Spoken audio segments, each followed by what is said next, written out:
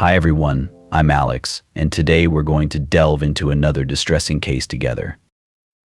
Brian Fanion, previously a detective with the Westfield police, received a life sentence on March 22nd. Jurors convicted him of first-degree murder for the May 2018 killing of his wife at their residence in Westfield. After a nearly month-long trial in Hampton County Superior Court, the guilty verdict was reached. Both the prosecution and defense presented conflicting narratives regarding the events that occurred around noon on May 8, 2018, at the Fanions' residence on North Road in the Wyben community of Westfield. Amy Fanion, aged 51, was fatally shot in the head during the incident. As the trial commenced following almost 3 days of jury selection, the prosecution, headed by Mary Sandstrom, Assistant District Attorney of Hampton County, started constructing the argument. They alleged that Brian Fanion, aged 59, was driven to kill his wife due to his romantic involvement with another woman and his desire to withhold his pension, accrued over more than 30 years of service with the Westfield Police Department, from his wife. However, for Sandstrom, the case entailed more than merely presenting the motive behind Brian Fanion's desire to see his wife dead. She needed to establish his guilt beyond a reasonable doubt by scrutinizing the physical evidence found at the scene of the shooting. Moments after Amy Fanion was shot, while eating a peanut butter sandwich at their dining room table, her brother Eric Hansen arrived at the front door of the Fanions' home. Hansen testified that Brian Fanion began shouting at him to enter the house. Upon entering, Hansen found Brian kneeling over his wife, holding her hands. Brian Fanion informed Hansen that Amy had shot herself with his department-issue .45 caliber handgun, after accusing him of not wanting or needing her anymore. This account initiated Brian Fanion's defense. He asserted to investigators that his wife had taken her own life, stating that she became enraged during an ongoing argument about their future once he retired. However, investigators swiftly cast doubt on Brian Fanion's assertion that his wife had taken her own life.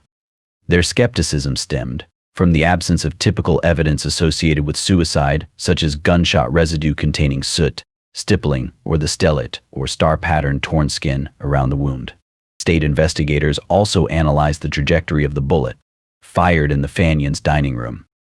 They determined that it was fired at a downward angle, inconsistent with the usual flat trajectory of a self-inflicted gunshot to the head. The bullet entered Amy Fanion's head just above her right ear and exited through her left cheek. The state medical examiner, who conducted Amy Fanion's autopsy, couldn't definitively determine the manner of her death, citing the lack of conclusive wound evidence, leaving open the possibility of suicide or homicide. To counter the prosecution's argument regarding the absence of gunshot wound evidence, Jeffrey Brown, leading the defense, summoned expert witnesses. They testified that Amy Fanion's thick hair, arranged with a part on the left side and draped over the right, might have obscured the wound evidence. They described her hair as an intermediate target, capable of concealing the effects of both close and loose gunshot wounds to the head. Furthermore, investigators didn't find back spatter on the gun, a phenomenon often associated with close-range gunshot wounds, where blood, skin, and tissue are blown back toward the gun upon discharge. Although blood was discovered on the exterior of the gun, it wasn't found in the typical location for back spatter, inside the muzzle. Instead, it was presumed to have been deposited when Hansen picked up the firearm after the shooting. Sandstrom further argued that the absence of gunshot wound evidence suggested the gun was fired from a distance of at least 1 foot away from Amy Fanion's head. However, expert witnesses summoned by Brown countered this argument, stating that the lack of such evidence couldn't definitively determine the range or distance from which the gun was fired. Additionally, the prosecution presented evidence regarding the presence of gunshot primer residue found at the scene. This residue, a state police forensic scientist explained, forms when gases are produced by the explosive charge in the primer upon firing a weapon, and settles on surfaces in the immediate vicinity. Sandstrom also called upon the woman, with whom Brian Fanion was romantically involved, to testify. This woman from Pittsfield had initially met Brian Fanion on a church-sponsored trip to Mexico in December 2017. Although their relationship began cordially, it evolved into something more over several months. Between their initial meeting and the day of the shooting, they exchanged over 5,000 text messages, many of which expressed their love for each other. Amy Fanion's sister testified that about a month after the shooting, Brian Fanion confided in her, expressing a stronger emotional connection to the Pittsfield woman than he had ever felt with his wife. During cross-examination of the Pittsfield woman, Brown portrayed their relationship as akin to young love, suggesting that she desired Brian Fanion to court her, a sentiment she affirmed. Sandstrom highlighted Brian Fanion's internet search history in the months preceding the shooting.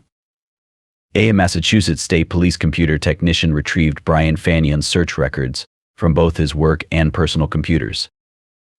The data revealed searches related to dividing a retirement pension after divorce, household cleaners with lethal properties, and on the day of the incident, inquiries about the State Police Crime Lab in Maynard and its forensic evidence collection services. During cross-examination by Brown, the State Police computer technician admitted that although Brian Fanion had conducted these searches, particularly regarding forensic collection services, there was no way to ascertain whether he had actually read the information. The defense also sought to portray Amy Fanion as prone to anger. Family members and a friend testified that she was tightly wounded. However, under questioning by Sandstrom, none could recall her ever threatening self-harm, even in moments of anger. Furthermore, the Fanion's daughter testified that she and her mother had discussed suicide prior to the shooting, during which Amy Fanion expressed that it was a selfish act that only brought pain to those left behind.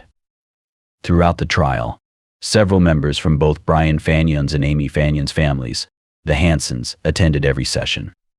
Many of them believed that Amy Fanion had taken her own life. When Brian Fanion was pronounced guilty, there were audible gasps of disbelief from both families. Outside the courtroom, members of both families provided comfort to one another, with some weeping openly. Brian Fanion, who had been out on bail since February 2020, was placed in handcuffs and escorted from the courtroom by trial court officers after the verdict was announced. Thank you for watching, everyone. Don't forget to subscribe to the channel and hit the bell icon to stay updated on new stories from around the world.